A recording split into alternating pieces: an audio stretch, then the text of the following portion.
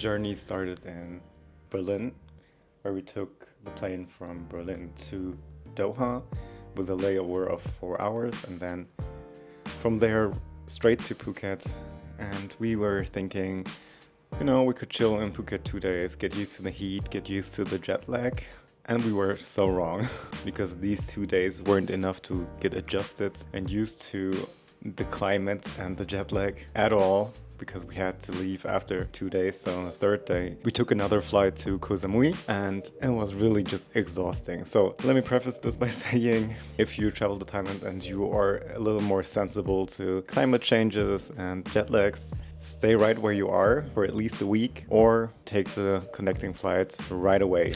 Let's start with the first part of Koh Samui, which is the airport. Even though I was in no way able to really capture the moments and the airport was really beautiful. The most unique airport in the world, I believe, because it's out in the open, it's green, it's more like a shopping mall in the open, basically. From there, we took a cab to our hotel, which was in Chaweng Beach, and it's called J4. The J4 is adjacent to the Chaweng Garden Resort, and both hotels have the same amenities. So whether you check into the J4 or the Chaweng Garden Resort, you still have the garden part, and you have 2 pools, the breakfast area, and right at the beach. And also the J4 is cheaper. It's a beautiful room, you have enough space. I really enjoyed the interior design. Not too complicated, but you had everything you could possibly need. So this is what the room looks like. Not too big, but it's spacious enough to relax, to unpack all your stuff. We have a AC, a table for my working station, and this is the bathroom. The bathroom is quite dark, but still it's a spacious, beautiful bathroom. The accommodation was really beautiful. It was like a little oasis in the midst of all the chaos and partying that happens in Chaweng. There are 2 pools. One is right at the beach, so you can have a dip and watch the ocean. This pool we never really tried because there is another pool. I think it was the monkey pool, and this pool was the best thing that could have happened to us because we were there to relax. And you had this huge ass pool with a bar. It was not busy at all. Most of the time we were the only ones there, and we just enjoyed the quiet and peace that it provided. I definitely recommend to go to the second pool, to the monkey pool. I thought we knew what we were getting ourselves into.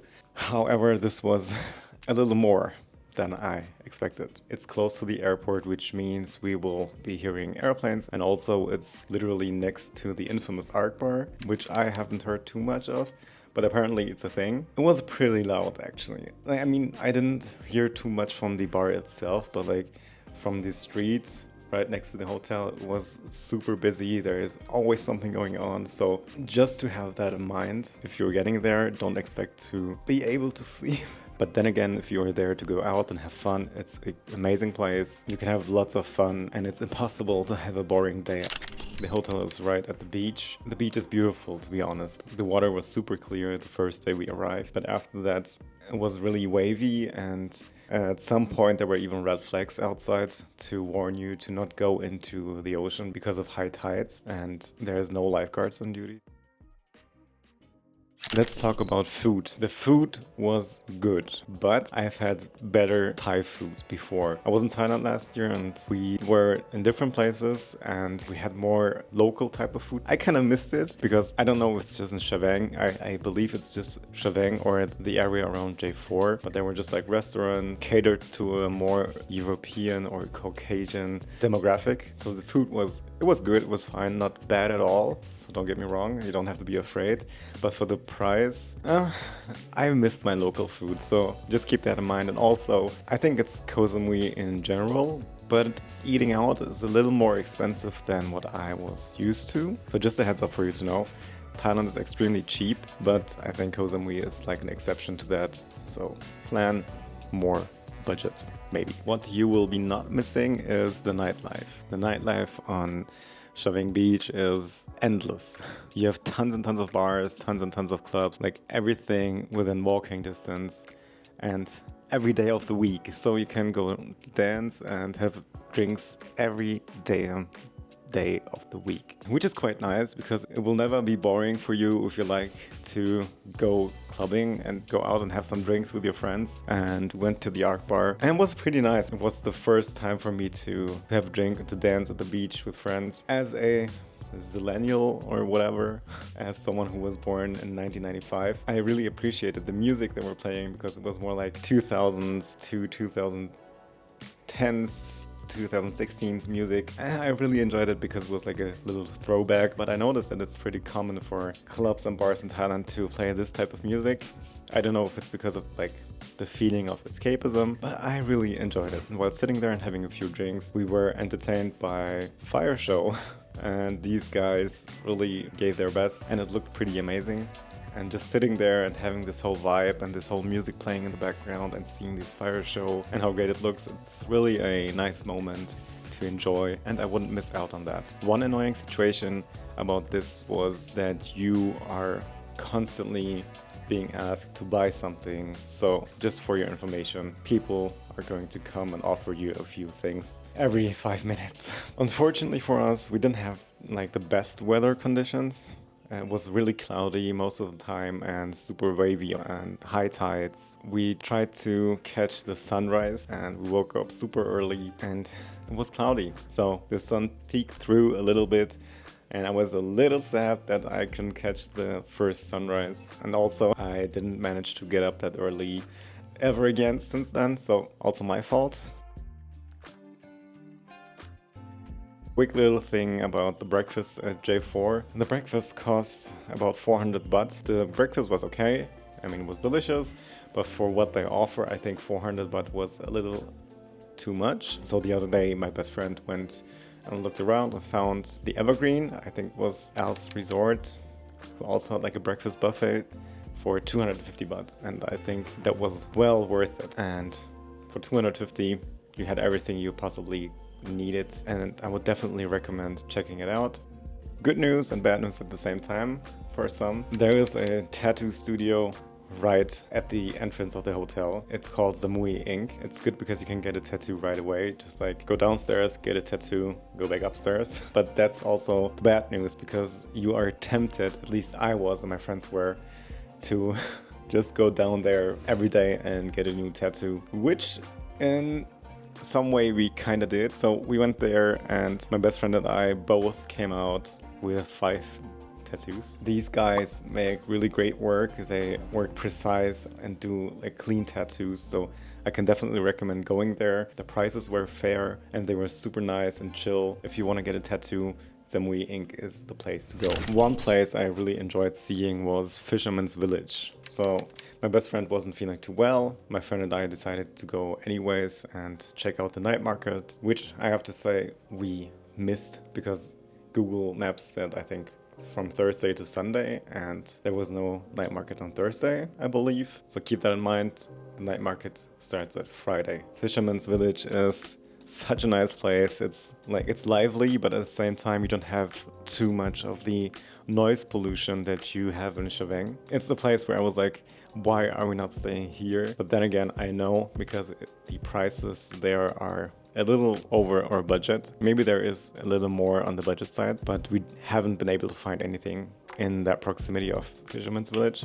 But I would definitely recommend you to either go there and visit Fisherman's or stay there because you have everything you need. The beach is even more beautiful than Chaweng Beach.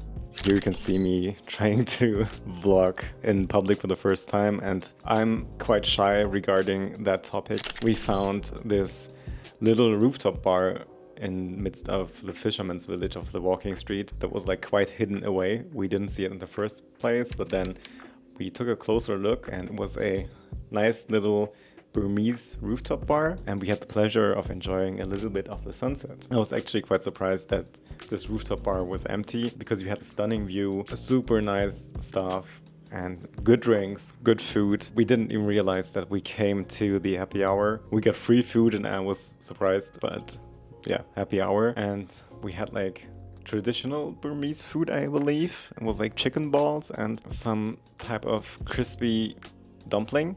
I forgot the name, but if you know, let me know. It was so delicious that we had to order another bowl of the chicken balls, and we're alone most of the time, which is why you can see me trying to vlog again out in public, and then people came and I shied away.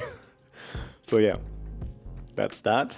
So yeah, I can definitely recommend to come to this rooftop bar. It's literally called Rooftop Bar. I will link it in the description so you can find every place we've been to, which is not many because we were lazy, I admit it. On our way back, we got a text from my best friend that he is in the studio again, which is exactly what I've mentioned. It's good news and bad news because you are just easily tempted to go down and get another one. So we are back in the studio. What do we have to say for ourselves? It's the 6th tattoo for me today, and the 4th. Huh? It's a sickness. It's a sickness. So yeah, I ended up joining him and got this tattoo. I don't know if you can see it, which is kind of our friendship tattoo that we wanted to do for a long time now. 6 tattoos in one day is a new type of record for us.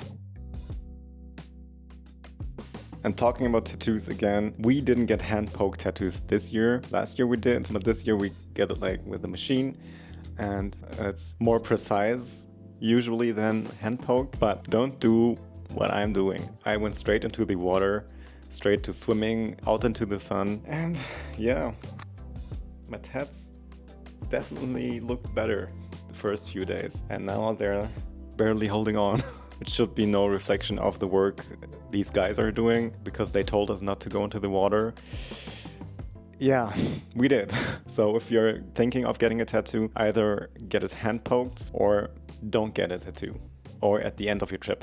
Don't do what I'm doing. Please learn from my mistakes. On our last day, we wanted to go to the Jungle Club, but the Jungle Club was booked and busy, so we had to find a new place, and we found the Roof Samui. I was not disappointed. I think the Roof Samui definitely is right up there. The food was good, the stuff were nice, and it was not a long trip from Chaweng. It was like 15 minutes by car. This is us in the car, and here I'm having my little film moment, looking out of the window and pretending to be in a music video.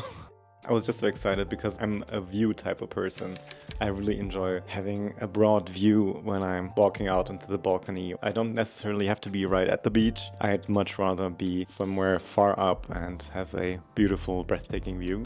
We arrived there at 5, so we can catch the sunset, even though the sunset's on the northeast, on the west, I think. I'm not good with stuff like that. But like the sun is not setting right in front of you, basically. We were able to see it throughout the day and then throughout the night. I was just so in awe and I really didn't want to leave.